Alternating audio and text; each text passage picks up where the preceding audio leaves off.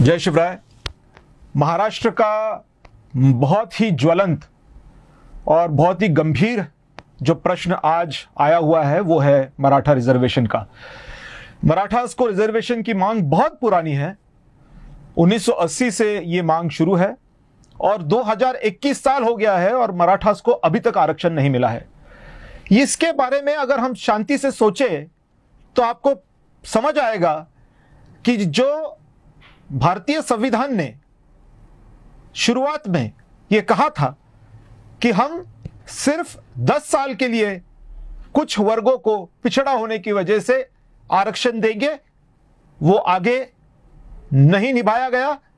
आगे जाकर के 10 साल के ऊपर हो गए, 20 साल हो गए, 30 साल हो गए, 40 साल हो गए, 70 साल हो गए, अभी तक उन लोगों को आरक्षण दिया जा रहा है। और ये आरक्षण देने की वजह यह बोली जाती है कि ये लोग अभी भी पिछड़े हैं। मैं सवाल करना चाहता हूं देश के सारे माजी प्रधानमंत्रियों से और देश के आज के प्रधानमंत्री से कि इस 70 साल में क्या आप इन लोगों को जो पिछड़े समझे जाते थे उनको आप आगे नहीं ला पाए? तो अगर आप 70 साल में इन लोगों को आगे नहीं ला पाए तो इसका क्या भरोसा है कि आने वाले सालों में भी आप इनको आगे ला पाएंगे? या फिर आपने इनको अपनी वोट बैंक बना ली है? क्या किया है आपने?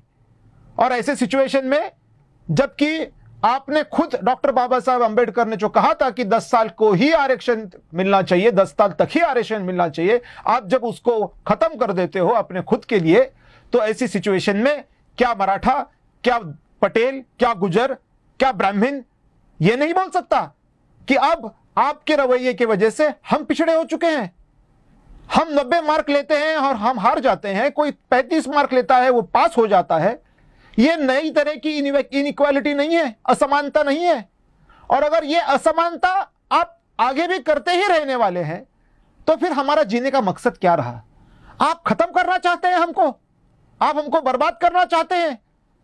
40 सालों से मराठा आरक्षण के बारे में बात चल रही है।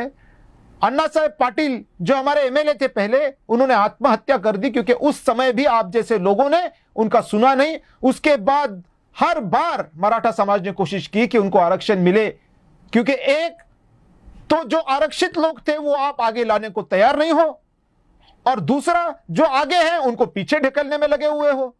तो ऐसी सिचुएशन में जाहिर सी बात है कि हमेशा कोशिश होगी कि हमें भी न्याय मिले, मगर हमें अगर न्याय नहीं मिल रहा है तो हर एक बार हमारे लोग मारे जा रहे हैं, हमारा खून बह रहा है, हमारे नौजवान लड़के 18 साल के 19 साल के जो चाहते हैं कि यूपीएससी के एग्जाम में हम पास हो जाएं, वो अगर डिप्रेशन में जाकर के आत्महत्या करते होंगे तो ऐसी सिचुएशन में आपको क्या लगता है कि हमने क्या करना चाहिए? और अगर हमने चुप बैठना चाहिए, अगर ब्राह्मणों ने चुप बैठना चाहिए, मराठा ने चुप बैठना चाहिए, पटेल ने चुप बैठना चाहिए, गुजर ने चुप बैठना चाहिए, इसलिए क्योंकि हम पॉलिटिकली आपको कुछ नहीं कर पाते हैं, तो ऐसी सिचुएशन में हमको भी अब सोचना पड़ेगा कि हमको करना क्या है। और आने वाले 9 तारीख को इसी चर्चा के लिए और इसी संबंध में एक धरना आंदोलन रखने के लिए मैं हर्षवर्धन जाधव, एक्स एमएलए, पूर्व विधायक महाराष्ट्र, एक जंतर मंतर पे मोर्चा निकाल रहा हूं। एक जंतर मंतर पे मैं एक आंदोलन करने वाला हूं और मैं ये अपील करता हूं मेरे सारे उन भाइयों से जिनको आरक्षण की जरूरत है, चाहे वो मराठास हो, चाहे वो ब्राह्मण्स हो, चाहे वो पटेल्स हो, चाहे वो गुजर हो, चाहे वो कोई और हो, चाहे राजपूत हो, जिनको भी ऐसा लगता है कि इस पुरानी घिसी पिटी रिजर्वेशन पॉलिसी की वजह से मेरी नौकरियां जा रही है, मेरा लाइफ खतरे में आ रहा है, उन सब से मैं अपील करता हूं कि आप आइए। 9 तारीख को हम खड़े रहते हैं साथ में।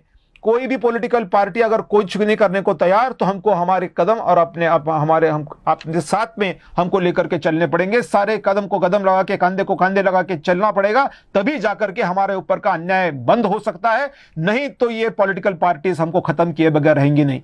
अभी मैं इस वीडियो के माध्यम से अपील तो कर ही रहा हूं और इसके साथ में मैं ये भी बोल रहा हूं कि इसका जो एक्शन प्लान है वो कुछ इस तरह है कि आज अगर केंद्र में पार्लियामेंट के अंदर कॉन्स्टिट्यूशनल अमेंडमेंट होता है, यानी संवैधानिक दुरुस्ती जिसको बोले उसको, वो अगर होता है, उसमें इन सब आज पिछड़े हमको खुद को पिछड़ा कहना पड़ेगा क्योंकि अब हम पिछड़े हो चुके हैं। जो पिछड़े थे वो तो आगे आपने लाए नहीं, जो आगे वाले थे वो आपने पीछे ढकेल दिए। तो हम जो पिछड़े हैं इनके संदर्भ में पार्लियामेंट में एक लॉ पास होना चाहिए कि इनको भी रिजर्वेशन मिले।